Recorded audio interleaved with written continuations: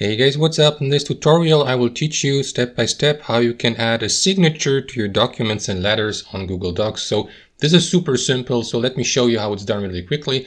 Now in the first step, head over to Google Docs, open a new letter or a document.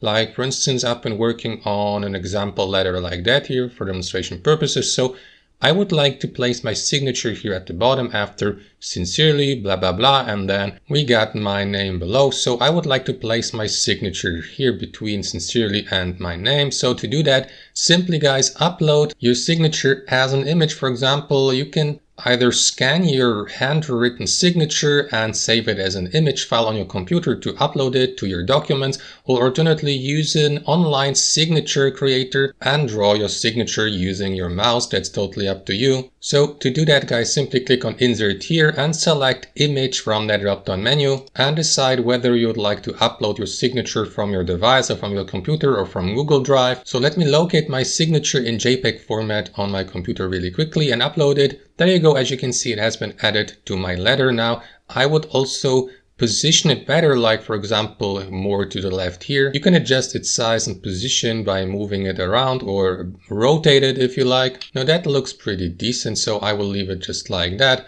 And that's basically it, guys. Thanks for watching and have a wonderful day.